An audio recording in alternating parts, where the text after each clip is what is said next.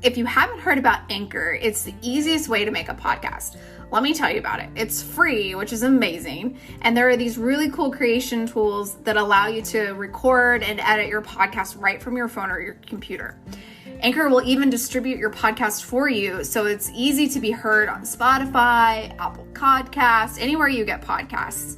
And you get to make money with no minimum listenership, which is really cool. It's everything you need to make a podcast all in one place. Download the free Anchor app or go to anchor.fm to get started right away. Yoga teachers, mindfulness leaders, and energy workers, are you ready to stop side hustling and start making an income doing what you love? Welcome to the Marketing Off the Mat podcast. Every Tuesday and Thursday, we'll dive into conversations with successful creatives in wellness, business, marketing, and more to uncover practical methods to take you from A to B and have some fun along the way. My name is Jessica Cross, and I'm so excited to be here with you. Let's dive in. Hey guys, it's Jess. Welcome back to Marketing Off the Mat. I'm so glad you're here because we're talking about a very important topic today. How not having boundaries is costing you money. Now, maybe you do have some boundaries, but you're not enforcing them. This message is here for you too. So when we're in a helping, quote unquote, profession, as we are as teachers, as energy workers, massage therapists, other wellness professionals that are out there, we're service-based businesses. And because of that, we ourselves are our greatest asset because our businesses rely upon us to show up and do the work. So for us to flourish in our businesses and have this amazing impact that we crave on our clients and students' lives, we got to have boundaries in our businesses. So of course, now boundaries are having a moment. So I'm sure this is not the first either podcast or any other medium out there that you've listened to or read about boundaries, but I'm going to back up for a minute and talk about boundaries specifically as it relates to our businesses. So boundaries are basically the guardrails that we put in place that help set us up to do our best work. This also helps us serve our clients in the most full and true ways, and it protects our energy. So when we're proactive about our boundaries, we avoid things like miscommunications or frustrations or even burnout. And I wish I remembered where I got this saying from. So if you're listening and you're like, oh, I've heard that before, send me a DM and let me know. Boundaries are basically like showing someone where the door is. It's really the kindest thing that we can do for ourselves and our businesses. So with that background, you might not be all that surprised what it looks like to not have boundaries in our businesses or not enforce them. So if you don't have or you're not enforcing boundaries in your business, it can look like your energy is suffering. You feel resentment or frustration towards those who are breaking your boundaries. And maybe they don't even know those boundaries exist, by the way, if you've not shown them where that door is.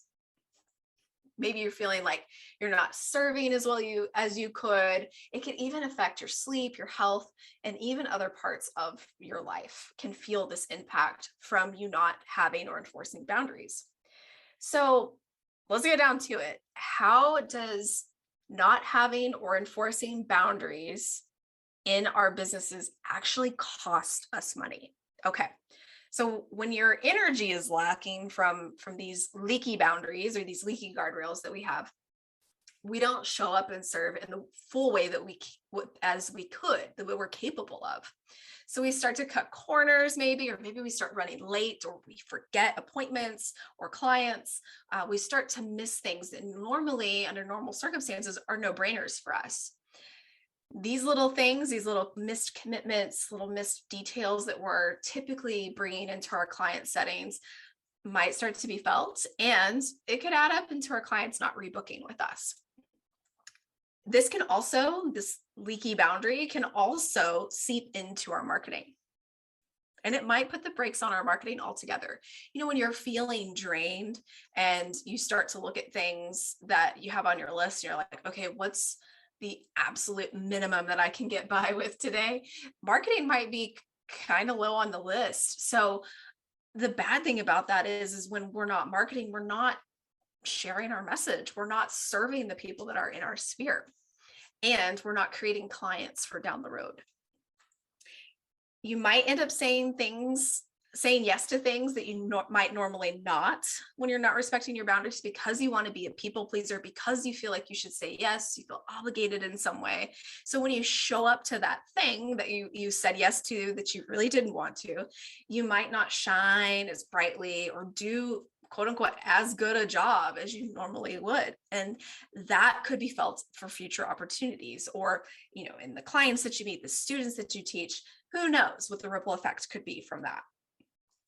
This is a big one. So if you're constantly giving out free offers or teaching for free, your energy for paid opportunities will be less.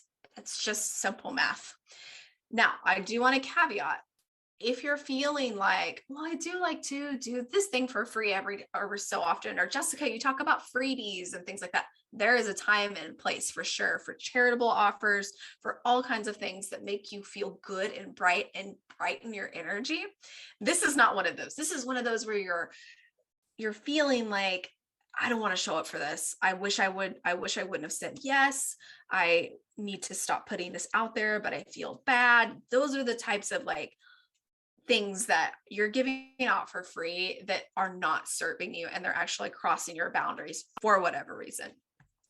So how can having clear boundaries actually make you money in your business? Okay, well, we can just kind of do the reverse here. So when we have the ability to set clear boundaries in our business, we make a bigger difference in our clients' lives because we show up in our full way. We show up rested, we show up excited, we show up ready to serve versus frustrated, resentful, tired, drained, all of those other feelings that's not necessarily the best to bring if you're the best asset to the business.